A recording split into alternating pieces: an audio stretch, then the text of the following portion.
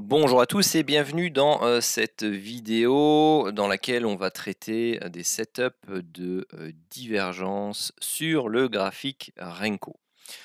Alors, comme j'ai pu vous l'expliquer dans une des vidéos précédentes, vous pouvez y appliquer éventuellement les enveloppes ici long terme pour vous donner des appuis supplémentaires. Moi, dans un premier temps, je vais juste les cacher pour vous parler bien tout simplement de la façon dont vous pouvez travailler sur les graphiques Renko. Alors, on va aller travailler en concordance avec le graphique cadre, donc c'est-à-dire que l'on va regarder où on se trouve exactement sur le graphique cadre. Est-ce qu'on est sur des zones de confluence ou pas entre les différentes enveloppes, les lignes médianes des supports graphiques pour voir si, eh bien, tout simplement, on a des opportunités intéressantes d'entrer en position. Alors, si on regarde le graphique cadre, bon après, voilà, au niveau historique, on va pas plus loin que, ce point-ci. Donc bon, je vais, vous faire cette vidéo-là, sur cette portion d'historique. Vous retrouverez dans les vidéos de débriefing, tout un tas d'autres situations, qui vous seront expliquées et détaillées donc, n'ayez pas peur, on n'aura pas que ça comme exemple. Mais dans la vidéo de présentation de la méthode, voilà sur quoi on va travailler. Donc dans les vidéos de débriefing, donc je reprends régulièrement des journées, des demi-journées ou des journées complètes en fonction de l'historique et je vous explique, exactement la méthode, là où on se trouve, qu'est-ce qu'on pouvait faire, quels sont les éléments dont on, pouvait, tenir compte. Alors, tout simplement ici, sur le graphique, cadre, qu'est-ce qu'on fait? Eh bien, on descend, on descend, on descend, on descend, on descend, on descend. Là, on commence à arriver sur des zones de confluence. Donc ces zones de confluence, vous voyez qu'elles sont, fortement, baissières ici au niveau court terme et vous avez une jonction entre guillemets, «haussière» avec la bande basse, moyen terme, hein. Donc vous voyez la bande verte descend, la bande rouge monte et puis derrière, boum, elle descend. Alors, ceci peut, apporter des, setups d'entrée, mais dans la plupart des cas, ils sont assez compliqués. Pourquoi? Parce qu'ils se trouvent un peu au milieu de nulle part. L'idéal, pour, ces zones de confluence moyen-court terme, c'est d'en plus avoir en support la ligne médiane, de l'enveloppe long terme. Donc généralement ces zones-ci, elles vont pas être travaillées et regardez un peu ce que ça donne. Du moins elles vont pas être travaillées à contre-tendance. C'est-à-dire qu'ici on est dans un flux fortement baissier, on va pas aller se mettre, tout simplement à l'achat parce qu'il nous manque toute une série de supports ou d'informations. Donc on va plutôt attendre une temporisation, et voir si le marché, veut relancer à la baisse plutôt que de repartir à la hausse. À nouveau, pareil, ici, si jamais il y avait eu une relance à la hausse, c'est pas tant la relance à la hausse qu'il va falloir essayer de travailler, mais plutôt un retour sur la bande haute court terme ici, avec une conjonction de la ligne médiane moyen terme pour, essayer de reprendre dans le sens du flux, précédent. Alors ici, qu'est-ce qu'on observe dans cette zone-là? Eh bien, vous voyez que, c'est un peu la débandade, hein, ça croise dans tous les sens le, super trend. Vous avez un setup de divergence haussier qui est repris ici. Pardon. Et voilà, vous avez tout à fait, la possibilité d'entrer en position sur ce, setup haussier puisque, vous vous dites: «OK, j'ai une confluence d'enveloppe, moi ça me suffit, c'est pas ce qui est recommandé, mais vous êtes libre, hein, de toute façon de faire, le trade comme vous le sentez. Vous avez ici donc un plus bas qui est à 30 points, donc généralement on se met 5 à 10 points en dessous, donc 35-40 points. On va, au minimum essayer d'aller rechercher un risk reward de 1 pour 1 et pour ça on va tenir compte des éléments qui sont au-dessus de notre tête. Alors les premiers éléments, dont on va tenir compte, ce sont les anciens plus hauts, les anciennes zones au niveau du, Renko. Alors bon, ici, on est à 25 points, 30 points, voire 35 points, donc c'est relativement, petit. Pourquoi? Parce qu'on a une sorte de zone ici de, résistance qui se trouve là. Donc bon, ici, on a un, risk reward qui est inférieur à 1 puisqu'on est à 35-40 points, donc personnellement déjà ça, moi, ça me gêne pour entrer en position. Donc, on va, dans ce cas-ci, tenir compte du money management et donc on va se dire: «OK, c'est un trade qui est risqué parce que je vais avoir du mal à aller rechercher mon risk reward de 1 pour 1, donc c'est-à-dire un TP qui est équivalent à, mon stop et en plus, je suis ici à contre-tendance, donc perso, je passe». Sinon, bah, c'est un stop, hein, faut pas se le cacher. Hop, ça arrive là derrière, bim, vous êtes stoppé à la reprise, baissière. Alors, bon, je vais vous le dire, mais vous pouvez tout à fait aussi, travailler, le graphique Renko, travailler les figures chartistes. Vous avez ici votre, «triangle», entre guillemets, qui, se forme. Bon, bah, voilà, vous avez une forte baisse, vous avez une figure de compression et derrière vous avez une cassure et une reprise, ici baissière de votre figure de compression. Voilà, quelque chose de, classique en, héliotisme ou en, chartisme. Hem, Ici, on peut regarder s'il y a des setups de divergence, de reprise baissière. Bah, ici ça ne se, marque pas, donc il y en a pas. Donc normalement dans cette zone-ci, il y a pas grand-chose à faire. Donc, bah, notre job, nous, c'est d'attendre, la prochaine confluence, donc c'est-à-dire, la proximité ici avec la ligne, médiane long terme qui en plus remonte et donc moi, ça se passe à partir, d'ici. Donc dans la zone grisée, vous voyez que ça c'est le chandelier ici qui constitue celui-là. Donc une fois que ce chandelier-là est clôturé, bah, on est relativement proche de cette zone. Donc on va commencer à regarder des, setups d'entrée à partir de ce moment-là. Donc celui-ci n'est pas dedans, hein, très clairement, hein, parce que celui-ci appartient à la bougie qui est là et qui n'est pas encore terminée. Donc on attend la confirmation de, clôture de cette bougie et on regarde, ce que l'on a ensuite.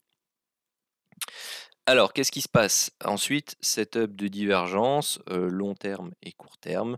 Vous avez le break ici au niveau, du Renko. Vous avez la possibilité d'entrer en position, à l'achat. Alors, vous avez, les cycles qui sont là également pour vous aider. Alors, l'idéal, c'est d'avoir une convergence sur tous les éléments, donc c'est-à-dire avoir un cycle haussier sur le graphique cadre. Bon, c'est pas le cas ici, donc il y a un petit point d'attention à avoir. Être en cycle haussier sur le graphique court terme au minimum. Si les 2 sont rouges, on zappe. Si l'un des 2 est vert, eh bien, on est autorisé à entrer en position, mais on sait qu'il y a des risques un peu plus importants. Donc le fait que le court terme soit vert, bon, bah, ça peut nous dire: «OK, je peux au moins peut-être, avoir une bonne probabilité d'aller rechercher mon risk reward de 1 pour 1». Si le graphique cadre est vert, bon, ce qui n'est pas le cas ici, mais supposons qu'il est vert et que, le cycle court terme est vert ou grisé. Grisé, en fait, c'est neutre, hein. Vert, c'est cycle haussier, grisé, c'est neutre et rouge, c'est baissier. Donc si il est vert sur le graphique cadre et qu'il est vert ou grisé pardon, sur le graphique Renko, eh bien, ça vous conforte dans votre prise de position pour pouvoir aller rechercher des objectifs un peu plus longs. Alors, qu'est-ce qu'on pourrait aller rechercher comme objectif ici? Tout d'abord, il faut se définir son stop loss. Son stop loss, c'est c'est régulièrement la même chose, hein, c'est toujours entre 35 et 40 points. Donc, vous avez ici un stop loss de 35-40 points. Vous allez rechercher ici 35-40 points, ça se trouve là. Donc, c'est plus haut que ce dernier plus haut là, mais c'est dans cette zone de consolidation que vous aviez ici au niveau du graphique Renko. Donc, OK. Ça, c'est tout à fait envisageable comme trade. Alors ensuite, tout simplement, on regarde un peu là où on est. Donc on travaille du court terme ici et du moyen terme. Donc vous avez plusieurs types d'objectifs. Vous avez le contact, le contact avec la ligne médiane court terme qui est ici en point. Donc ouais, elle se fait plus ou moins ici. Vous avez l'enveloppe opposée, donc ça se fait là, ici, hop, court terme, et vous avez éventuellement, ce qui ne s'est pas fait ici, mais le contact avec la ligne médiane moyen terme et le contact avec l'enveloppe supérieure, dans ce cas-ci, moyen terme. Donc on s'en est approché ici, hein, mais vous voyez, ça se trouve entre deux. Donc là, vous aviez deux objectifs, donc plus ou moins 390. Donc où est-ce qu'on se trouve à 390? On se trouve ici, donc ça vous faisait 85 points, donc un risk reward égal à 2. Et hop, un autre objectif autour des 413, 415, hop, qui se trouve plus ou moins, c'est celui-là, ok, celui-là, plus ou moins 110 points, donc un risk reward de 2,5. Donc ça, c'était déjà, par exemple, 3 objectifs que vous pouviez aller rechercher. Alors maintenant, ça, ce sont les objectifs du graphique cadre.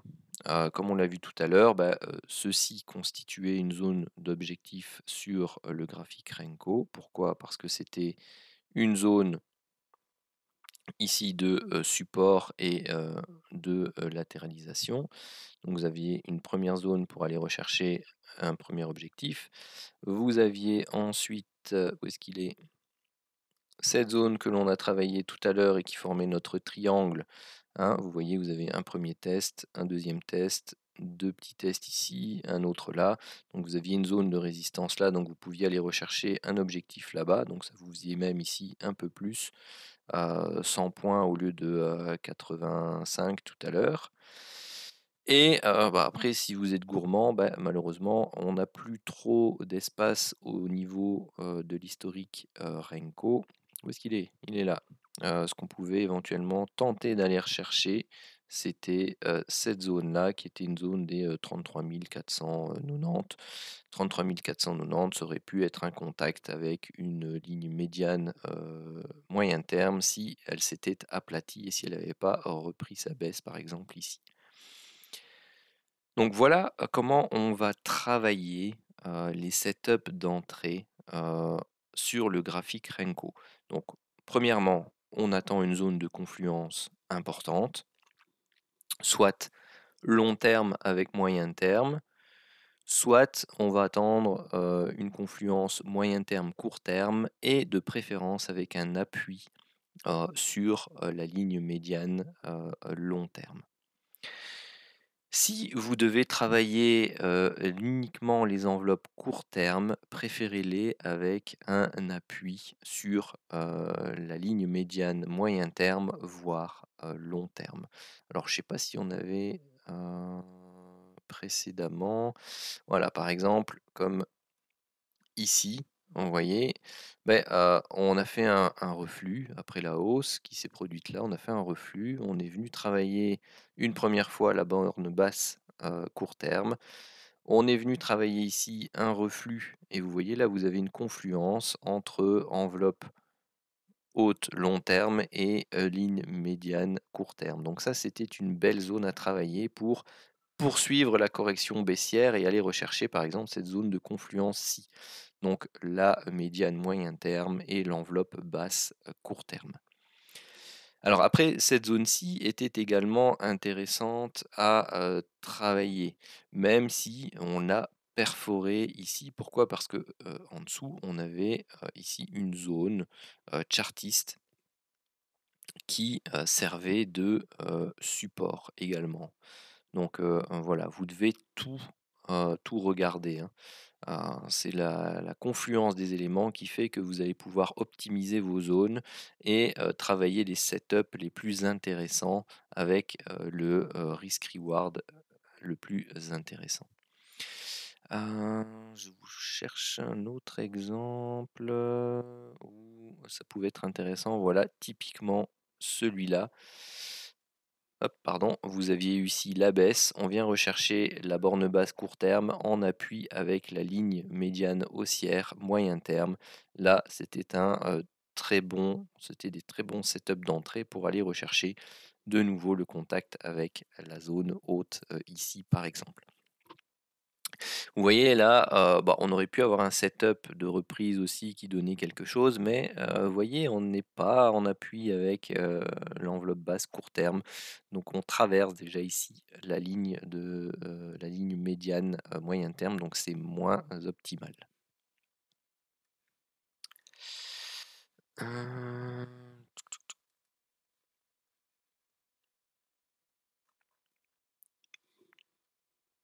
Hop. Alors, je regarde juste en même temps, qu'est-ce qu'on fait actuellement? Hop.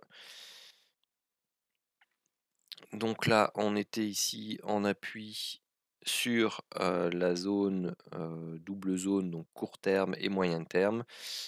Et vous voyez, hein, depuis qu'on n'a plus l'appui ici de la ligne médiane long terme, bah, qu'est-ce qu'on fait? On fait du yo-yo et on travaille ici très certainement une structure de consolidation qui va s'apparenter à enfin, un triangle ou une structure en flat avant de potentiellement reprendre la baisse et d'entrer en contact, voire d'enfoncer un peu la borne basse long terme si elle remonte trop vite. Parce que pour l'instant, on temporise dans ce but-là, c'est-à-dire d'attendre que la borne basse long terme ici ne remonte, qu'on vienne prendre appui dessus pour pouvoir éventuellement reprendre une hausse par la suite.